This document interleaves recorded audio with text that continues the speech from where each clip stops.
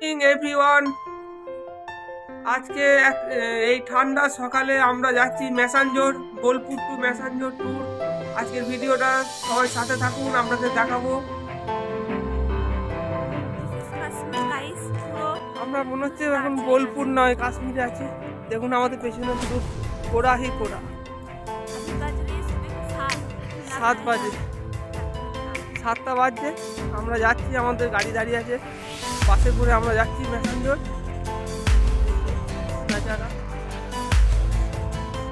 এই যে আমাদের বাস বাইপাসে দাঁড়িয়েছিল, এই বাসে করে আমরা যাচ্ছি ম্যাসাঞ্জোর ড্যাম। তো ভিডিওতে থাকুন, এখনো সবাই চাপেনি, আমাদের আরো সামনে সবাই দাঁড়িয়ে আছে, সবাই উঠবে। এই যে মকরমপুরে মন্দিরের সামনে দাঁড়িয়ে আছি। তারপরে অনেকক্ষণ পর এবার চলে এলাম আমরা একদম সিউড়ি পার করে একদম ঝাড়খণ্ডের যে বর্ডারে।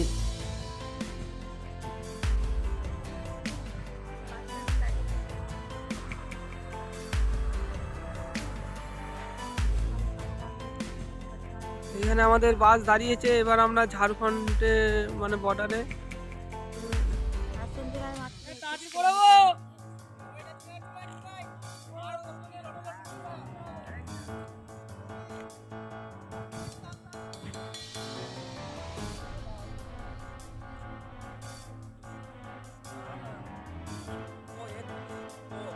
এই যে আমাদের রামকৃষ্ণ আসছে, হাই বল। আমাদের মাস্টার মশাই সৌভিক। চলো, আমাদের স্টপেজ ছিল, তারপরে আর 20 কিলোমিটার মতো আমাদের আরো যেতে হবে। তো যেতে যেতে এখানে একটা নদী দেখলাম, অনেক বড়।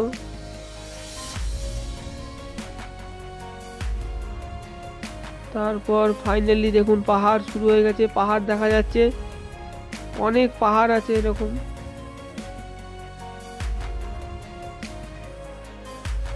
তারপর আমরা পিকনিক স্পটে পৌঁছে গেলাম। এখানে আমাদের যে বাস, সমস্ত বাসগুলো স্ট্যান্ড করা হয়েছে এবং এখানে আমাদের রান্না বান্নার ব্যবস্থা করা হয়েছে। আমরা টিফিন করে নিয়ে তারপর আবার একটু আমরা বেড়াতে বেরোবো। এইখানে ফটোশ্যুট করার জন্য আমরা একটু নিচে নেমেছিলাম, ড্যাম্পের নিচে এই পাড়টায়। তারপরে আমরা ড্যাম্পের ওই পারে যাব, যেই পারে জল আছে, প্রচুর জল, এবং যেখানে বোট আছে সেই দিকে যাব। তার আগে আমরা একবার এখানে নিচে নেমে ফটোশ্যুট করে নিলাম।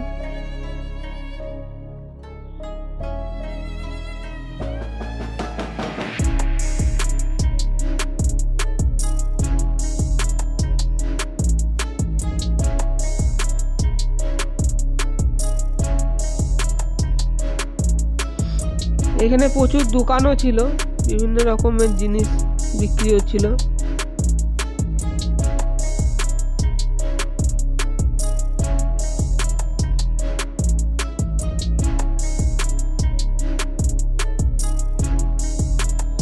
এই যে দেখুন ম্যাসাঞ্জোর ড্যাম, এইটা দিয়ে সোজা গেলে আমরা ওই ড্যাম্পের ওপরে যেতে পারবো।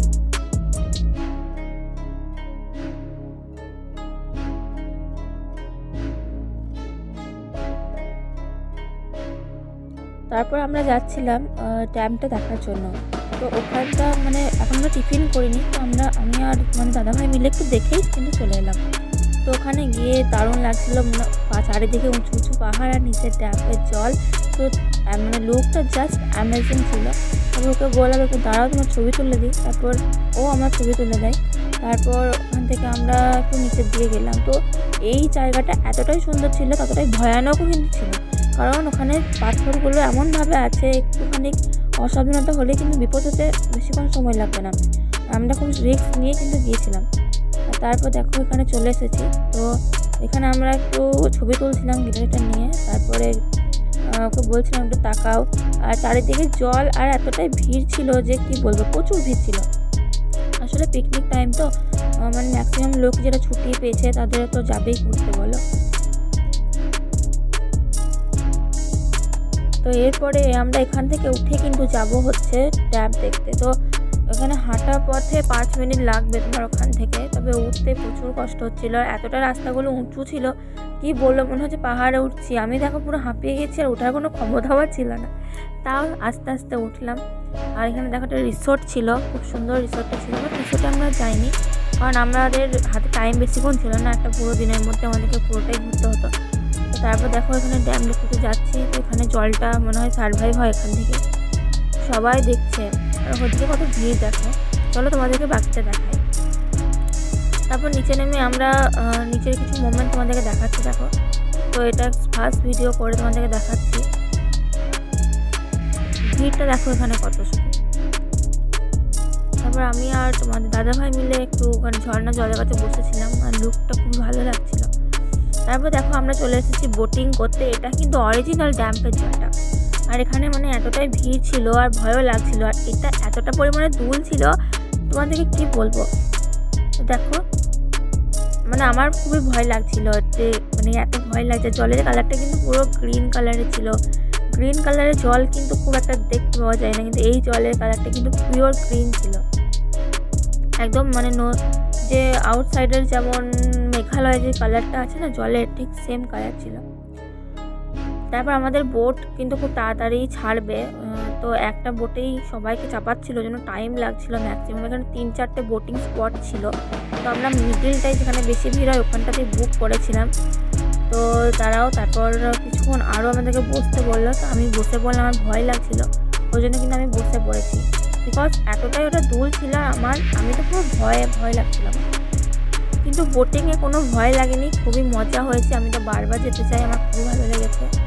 তো আমি কিন্তু মানে একদম সামনের সিটেই বসেছিলাম, আমি তোমার দাদাভাই, তো ভীষণই ভালো লেগেছে সত্যি কথা বলতে।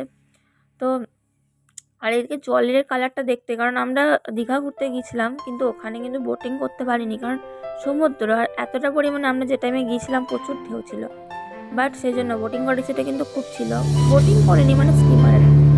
তারপর ওখান থেকে আমরা বোটিং কমপ্লিট করে তারপর কিন্তু আমরা তাড়াতাড়ি করে চলে এলাম খেতে।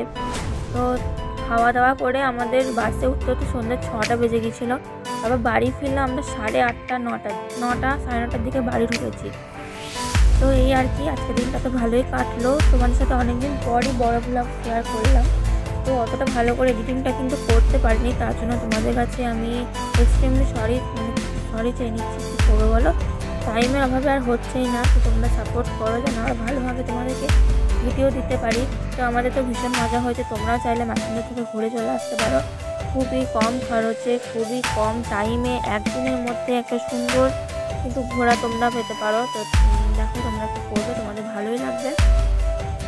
ওকে, তো আজকের মতো টাটা, আবার দেখা হচ্ছে একটা নিউ মিনি ব্লগ বা বড় ব্লগ নিয়ে দেখা হচ্ছে সামনে। কিন্তু বুনির বিয়ে, তো অনেক ব্লগ, ইন্টারেস্টিং ব্লগ তোমরা দেখতে পাবে, তার জন্য আমাদের চ্যানেলটাকে সাবস্ক্রাইব করে দিও, অ্যান্ড প্লিজ লাইক করো, কমেন্ট করো, তোমাদের ভালো লাগলে শেয়ারও করো। ওকে।